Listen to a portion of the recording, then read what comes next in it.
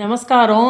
நல்ல குண்டு குண்டு மாங்காய் கிடச்சிது, அதனால் ஆந்திரா ஆவக்காய் போடலாம் அப்படின்னு சொல்லிட்டு காமிச்சுட்டுருக்கேன். இப்போ மாங்காயை நல்லா கட் பண்ணி அலம்பிட்டு நல்லா தொடச்சிட்டு நான் நல்லா காய போட்டிருக்கேன். இது என்னென்னா கொஞ்சம் புளிப்பான மாங்காய் எடுத்துட்டா ஆவக்காய்க்கு நல்லாயிருக்கும்.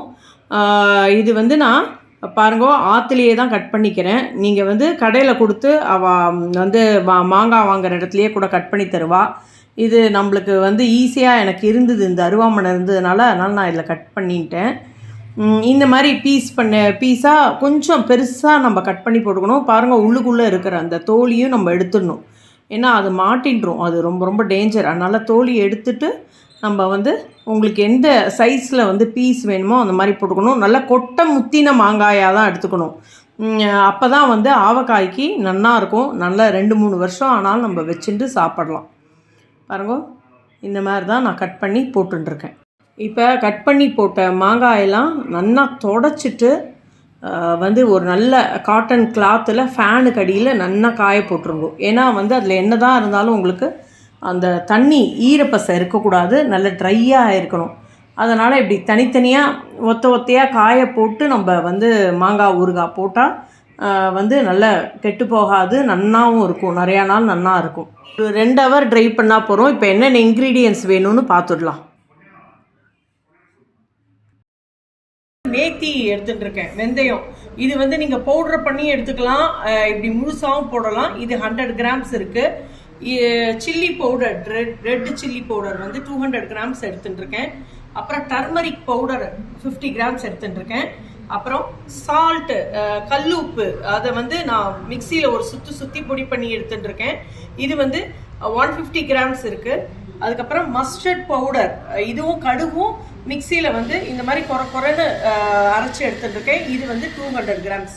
அப்புறம் ஜிஞ்சரி ஆயில், நல்லெண்ணெய் தான் எடுத்துட்டுருக்கேன். நல்ல செக்கு நல்லெண்ணெய் 1/2 kg எடுத்துட்டுருக்கேன். இது எப்படி பண்ணுறது அப்படின்னு பார்க்கலாம்.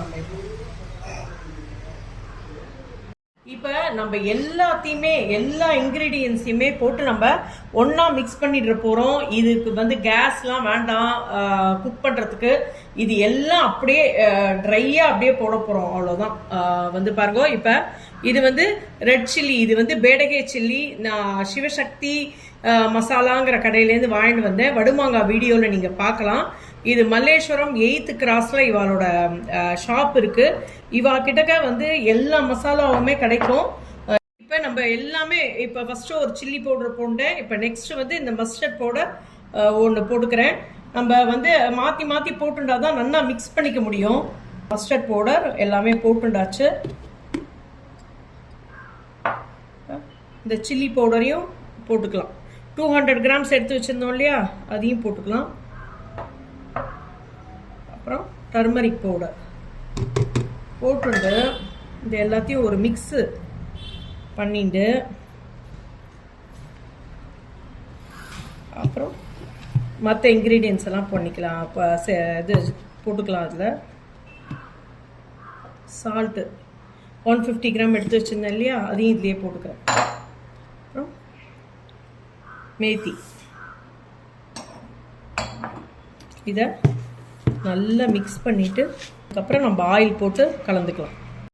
இப்போ நம்ம இதுக்கு ஒரு 1/2 kg ஜிஞ்சரி ஆயில் விட்டுடுறேன். இதையும் போட்டு நல்லா மிக்ஸ் பண்ணிக்கலாம். உங்களுக்கு வேணும்னா கார்லிக்கு, இந்த ஒயிட் சென்னா, இதெல்லாம் இதில் கலந்துக்கலாம். பிடிக்கும்னா கார்லிக்லாம் போட்டால் ரொம்ப நல்லா இருக்கும். இது வருஷத்துக்கு எவ்வளோக்கு எவ்வளோ இது எண்ணெயில் ஊறுறதோ, இது வருஷத்துக்கு நல்லா இருக்கும். நம்ம மாங்காய் சீசன் இருக்கிறதே, ஏன்னா நல்ல புளிப்பு மாங்காய் இருந்தால் தான் ஆவக்காய்க்கு நல்லா இருக்கும். ஆனால் நல்ல நம்ம சீசன் இருக்கிறதையே நம்ம இதை பண்ணி வச்சுடலாம்.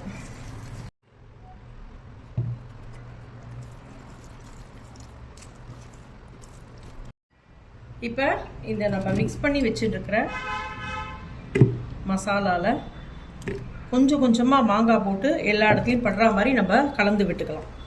எல்லாம் நல்லா கோட்டாகணும் மாங்காய்.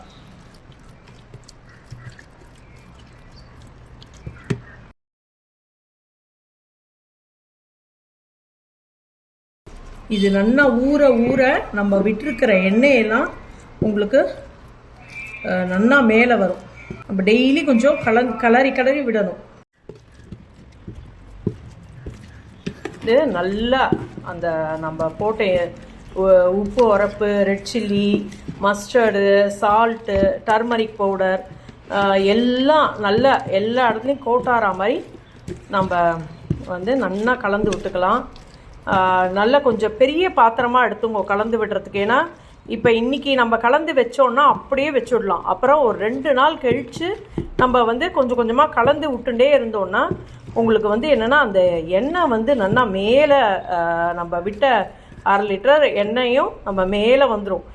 இப்போ பாருங்க, இப்போ எல்லா இடத்துலையும் நல்லா கோட்டா எடுத்து இதை அப்படியே நம்ம வச்சுட்டோன்னா 2 நாள் கழித்து ஆவக்காய் மாங்காய் நல்லா ஊறிண்டு இருக்கும். நம்ம இன்னும் கொஞ்சம் நல்லா கலரி விட்டுட்டு இருந்தோம்னா நல்லா 1 வாரம் ஆகணும். நல்லா ஊறி வந்து இந்த மசாலாலாம் மிக்ஸ் ஆகிறதுக்கு நல்லா 1 வாரம் ஆகணும். இப்போ நம்ம 2-3 நாள் கழித்து நம்ம பார்க்கலாம் எப்படி இருக்குது.